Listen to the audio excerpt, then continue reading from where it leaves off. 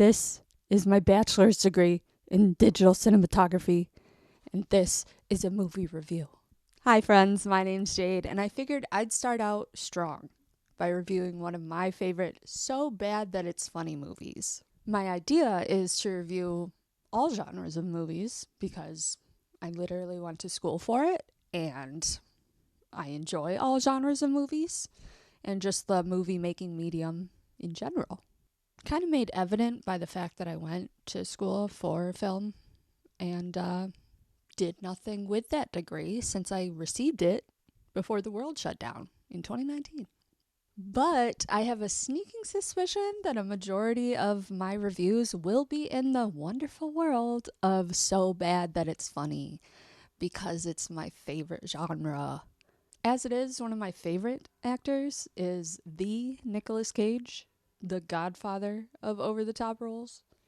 So much so that he starred in a movie about himself, played by himself. Honestly, who is this diva? But I digress. So, without further ado, I would like to introduce you to the movie masterpiece that is 2015's Llamageddon.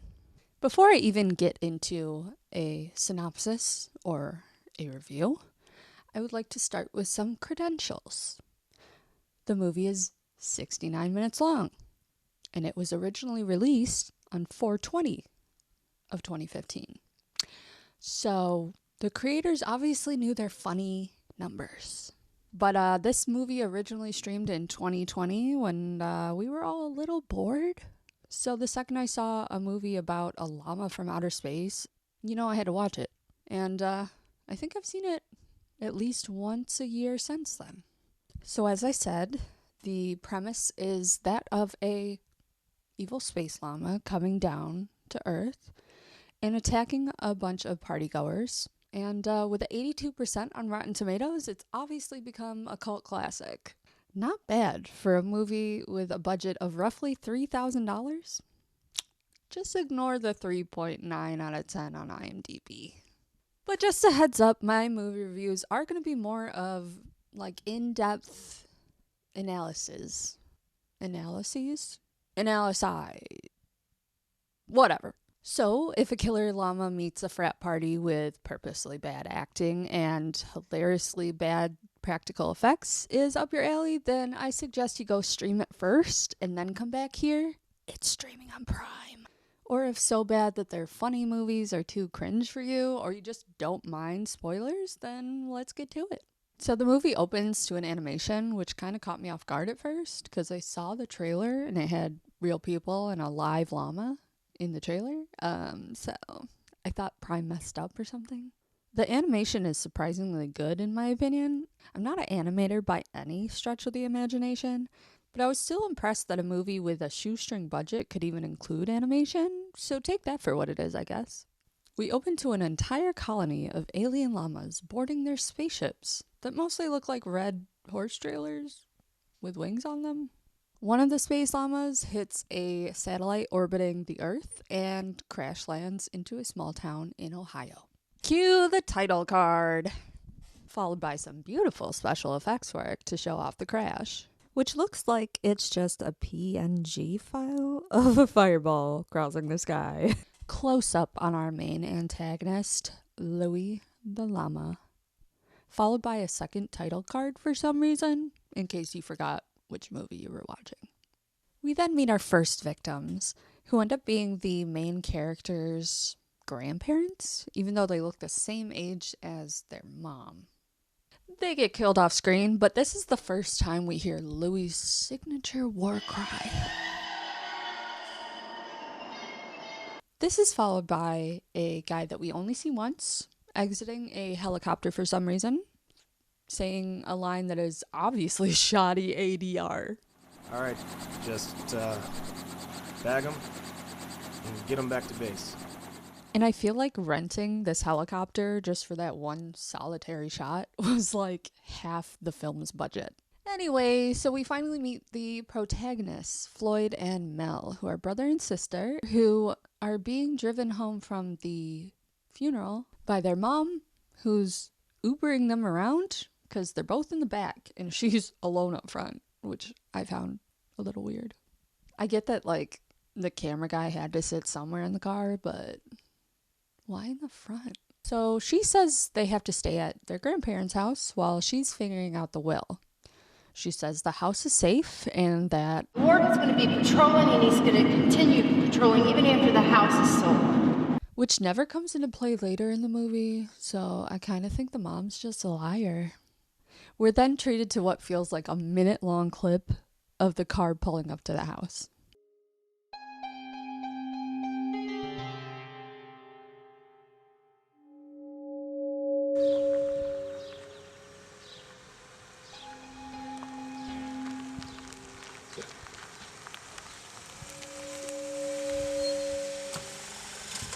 We then establish that Floyd is a dorky loser, And if he wets the bed, don't make me loud.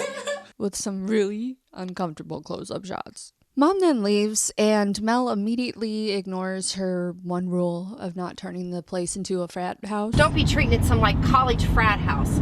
and calls everyone in her phone for invites. Floyd takes a look around outside, mainly to foreshadow that the house has a combiner on the property.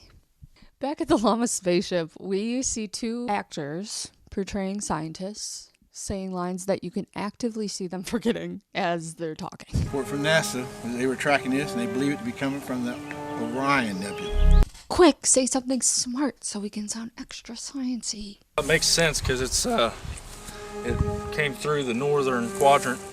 They show that the llama came with fuzzy eggs, as a space llama does, and then they cut to a time lapse. Sorry, no.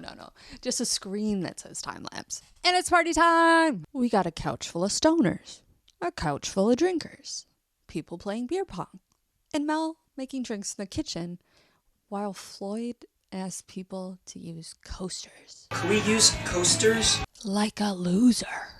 Insert nod to Army of Darkness. Dude, Army of Darkness is my shit. Oh, hail Bruce Campbell! Oh, and the gang! And this clip of high-fiving is exactly how me and my friends act. This is where I should mention that the character Dan changes his shirts periodically throughout the whole movie. And I think that's a hilarious little Easter egg that I didn't even notice until like halfway through my first viewing of this movie. Him and Mel are trying to get nerdy virgin Floyd laid. Alex is kind of a slut, but Sam, she's a cherry picker. Which, as a sister, I find really weird. But moving on, they break into random dancing that seems to last a lifetime. Between this and the long car scene, they were really trying to stretch this movie out to 69 minutes for the lulz. Floyd smells weed near the stoners and has no idea what it is because he's such a nerd. What does that smell? But he says it smells like his dad's lady friends. Dan asks Floyd to make Sam a drink, saying she doesn't drink beer, even though we saw her holding a beer in the first shot we saw of her. Mel is texting her friend Sarah to see where she is, and they're both looking up onto like the edited text bubbles on the screen rather than at their actual phones as they're texting. Sarah stops in the street as Louie is standing there, and he laser beams her car, which explodes with fireworks and comically fake fire. She dies texting a final scream to Mel. One of the stoners goes outside to pee and runs into the llama, and then runs back in to warn everyone. Something wrong with that fucking llama. But no one believes him because he's high. Floyd brings Sam the nasty mixed drink that Mel helped him make, made of, liquor, beer, water, and cola? Am I getting that right? And they start playing King's Cup.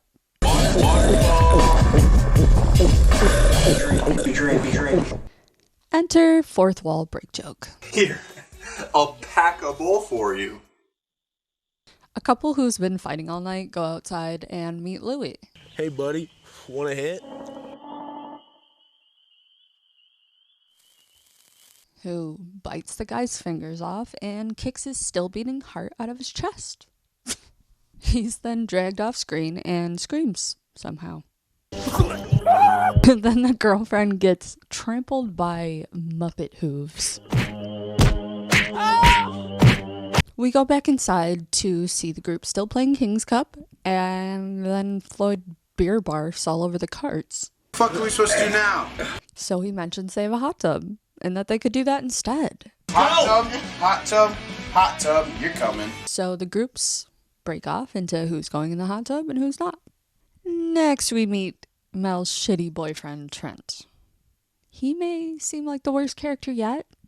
Between parking in the middle of the street, having a man-off via intense handshake with Dan, and receiving a tit pic immediately after blinking with Mel in the bathroom. But I promise that he has the best transformation in the movie. On his way into the party, he slips on the heart left behind by Llama Louie, and a party girl pulls a Forrest Gump. I'm pretty tired. And goes to take a nap. Floyd gets taken off into the bedroom by Sam, while Mel and Trent sneak away to the bathroom. More weird close-ups and a lot of licking happen to smooth, sexy jazz music. And my man, the stoner, he's jamming out in the hallway. With the implied sex scenes out of the way, Mel gets mad over the tit pic, and Floyd says arguably the best line in the whole movie. I'm a man now. Everyone now in the hot tub, Dan goes back inside to get more beer, and Louie the llama gets into the garage room where the hot tub is and throws a radio into the hot tub, electrocuting everyone. Our poor stoner dude sees this and runs off. And then two straggler girls come in, don't notice that there's still an electrical circuit going off in the hot tub, and get in and immediately die. Dan has a mental breakdown. I got some beers. And everyone realizes that Everyone is dead in the hot tub! they're all dead in the hot tub. Everyone is dead in the hot tub. Everyone is dead in the hot tub! Floyd, now being a man and calm, collected, and confident, gets the remaining survivors to try to get cell service by going outside. Oh my god, yeah. My parents don't make 8 figures for fucking 2 out of 6 bars. Jesus. But here's Louie. Turn around.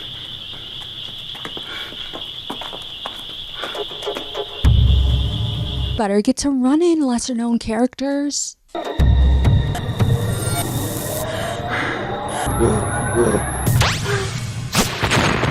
Everyone gets absolutely drowned in blood, except for Dan, who's left completely unscathed, smack dab in the center.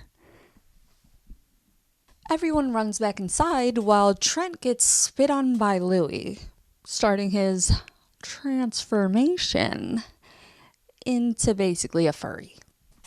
The crew finally get a hold of the cops, but they think it's a prank because they're talking about... Yeah, there's a llama out there shooting people. So they have to call their dad, who, I forgot to mention, is a total creep and dates women that look to be the same age as his daughter. You have kids? Trent then comes inside the front door, which they had already just locked to keep the llama out. And the gang decides to get moving and runs out the back of the house. Sleeping Beauty finally wakes up and goes to look for everyone outside. She runs into Louie and has the best death scream of any of the kills in the movie.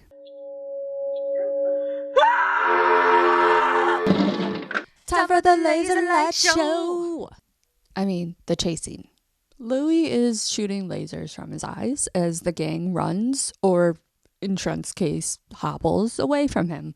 You can also see a dog running with them, which I had to watch the movie twice before realizing it is seen when they first arrive at the house and is never mentioned or seen again until this point of the movie. So I think he's supposed to be the grandparents' pet, but he only appears in those 2 scenes, and they never mention a dog even being there. So anyway, Sam trips, so say goodbye to the cherry chaser. And Dan's smoking all of a sudden. I don't know if that's a reference I'm missing. So at this point, the gang ditches Trent, thinking that he's the reason the llama is chasing them. I'm sorry, Trent! And my other personal favorite line is uttered. I'm a fucking llama man! There's then an animated scene of Louis catching up to Trent and impregnating him with a tentacle peen. Anyway, the gang finds the spaceship and Dan discovers the space stick. It's a goddamn space stick. And utilizes it as a weapon. Dan, look out! Now in a Star Trek shirt. He gives a triumphant speech and is immediately blown up. I personally love how the blood splats at the beginning out in front of the house starts as like gallons, and once Dan is gone, it's like a little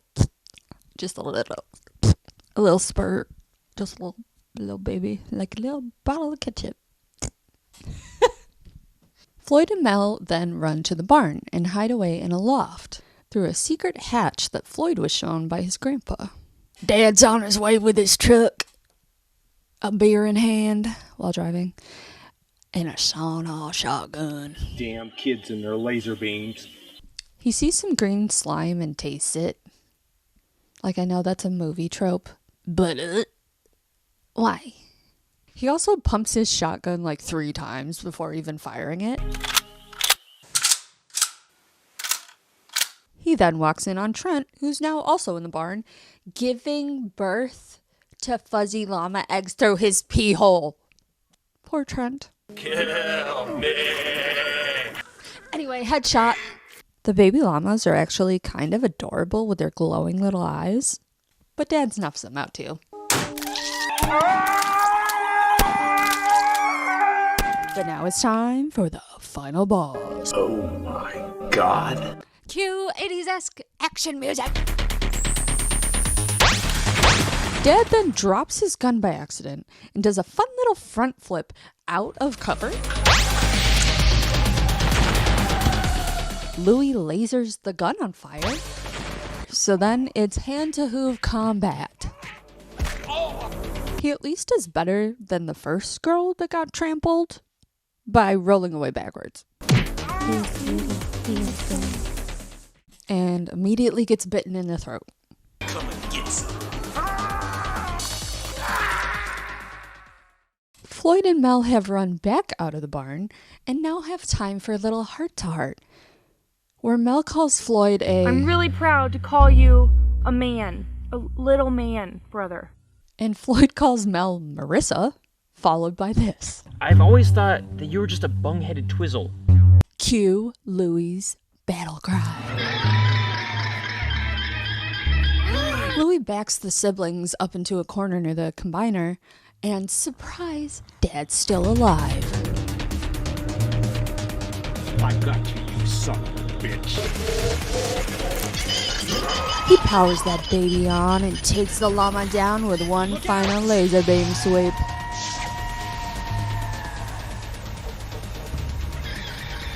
Finally defeated, the family is reunited. Hi, kids. Dad has a couple final words. Mel, I want you to know that you were always my favorite. That's okay. Mom was always my favorite, Dad. Tell your mother.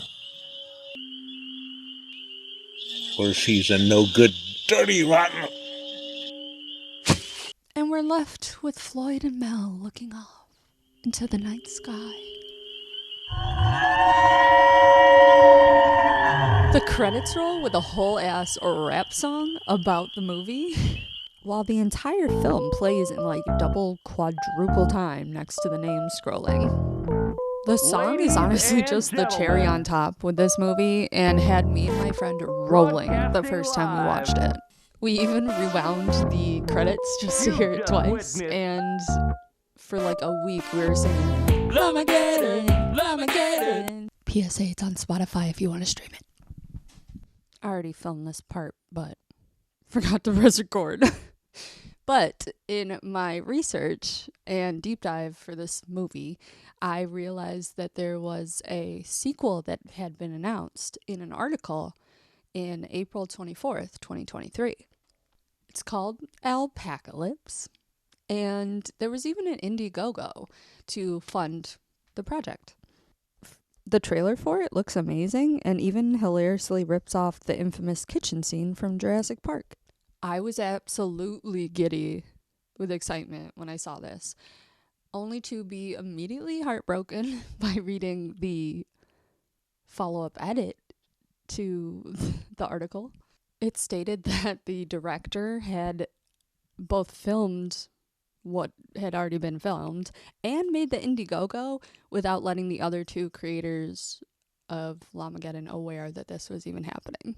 Like, he had used parts of the script and parts of the campaign launch strategy that they had all discussed without bringing the other two creators in on it. Holy shit, there's drama in my D-list horror movie lore? T. That article is almost 2 years old, and I haven't found any more updates, except for their Twitter, where they haven't posted on it for like a year, and their website, where you can no longer buy their DVD. Sad face. Their website does list their rejections from film festivals, though, which I found hilarious, but I don't see a sequel coming out anytime soon. Apparently, they had originally planned for a trilogy, and damn, a girl can dream. But if anything more comes out, you know I'll be watching, and you know I'll be reviewing, because I loved this. But that's it for this week's video. Please like if you liked this, and subscribe if you don't want to miss out on more reviews. Let me know what movies I should review in future videos, and share this with a friend that you think would watch a killer llama movie with you. Alright, go change your shirt, just maybe not into a Star Trek one, and I'll see you next week.